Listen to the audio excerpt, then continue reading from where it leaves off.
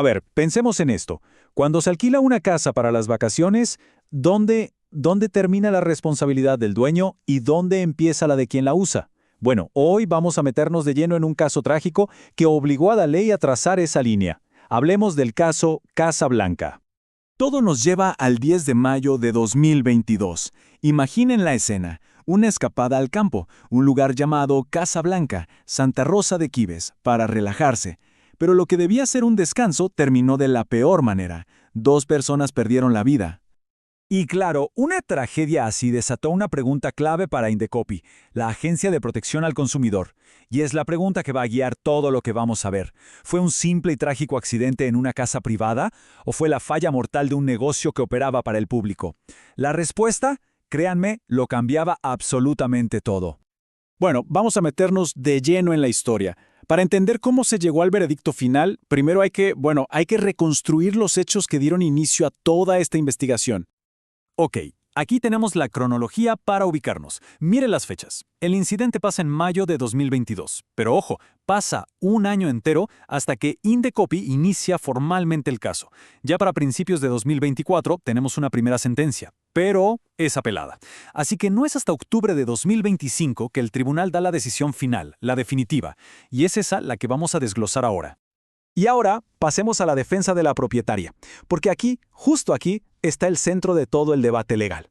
Su argumento principal se basaba en una distinción que parece simple, pero es crucial, si su propiedad era un hogar o un negocio. Básicamente el argumento central de su defensa era, yo no soy una empresa. Insistía en que era un alquiler privado, un acuerdo civil entre 2 personas, no un servicio al consumidor.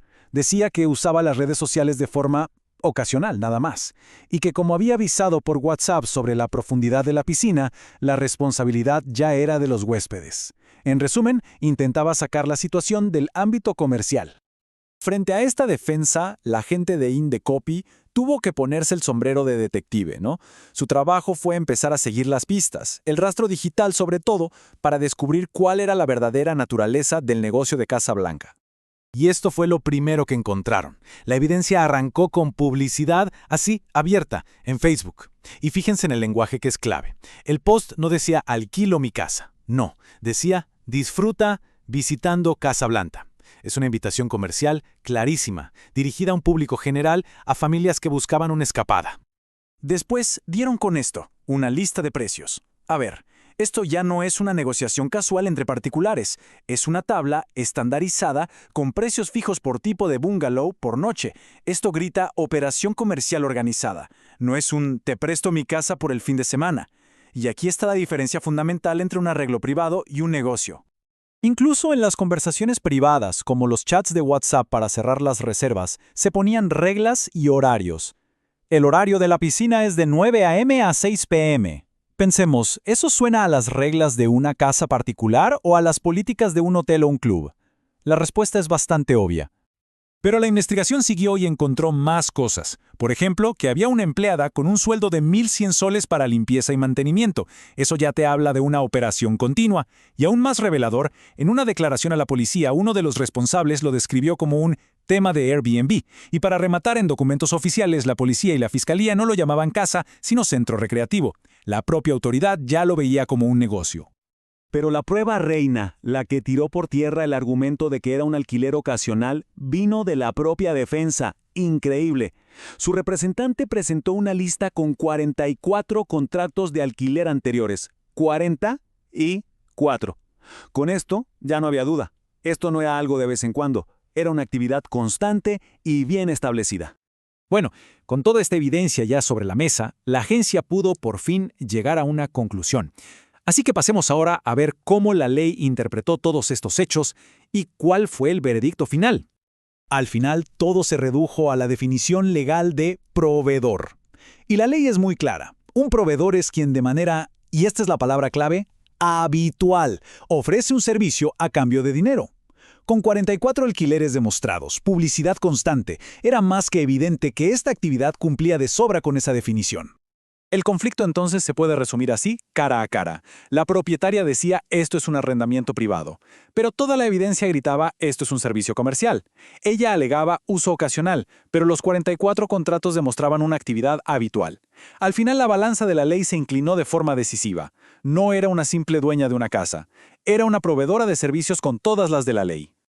Ok, una vez que se estableció que era una proveedora, la siguiente pregunta era, ¿y cumplió con sus obligaciones?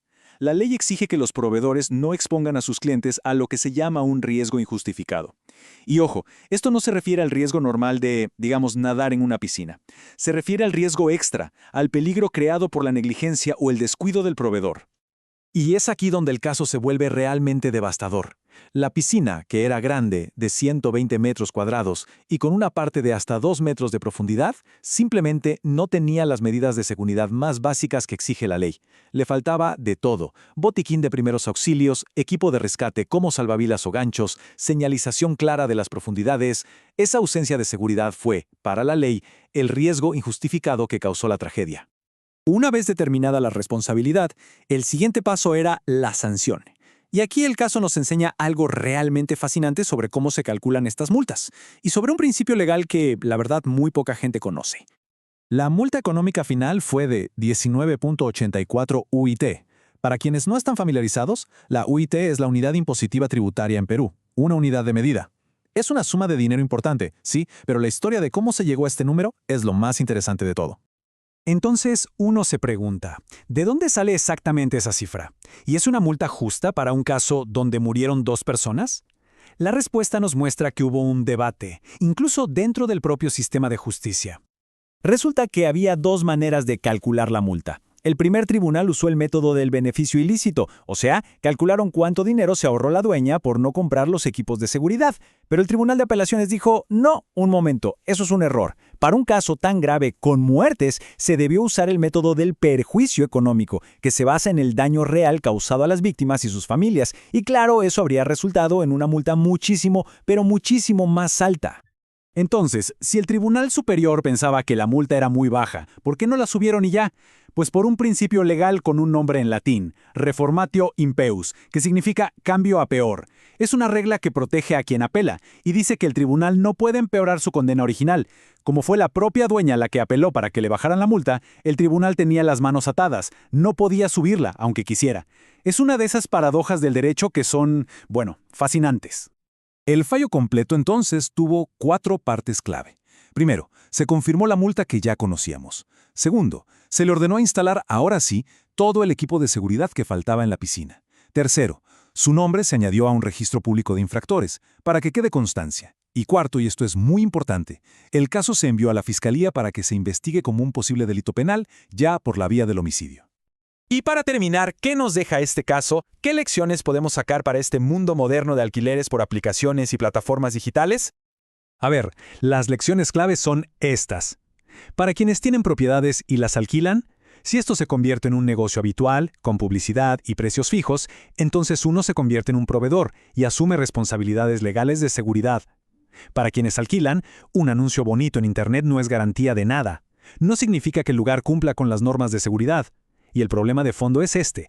Esta nueva economía colaborativa ha creado una zona gris, a veces muy peligrosa, entre lo que es un bien privado y un servicio público.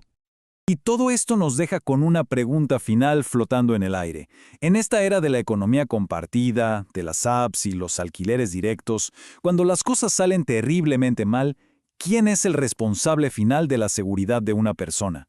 ¿La plataforma? ¿El dueño? ¿Quién alquila? Este caso no nos da una respuesta única y fácil, pero sí nos obliga, y con urgencia, a plantearnos la pregunta: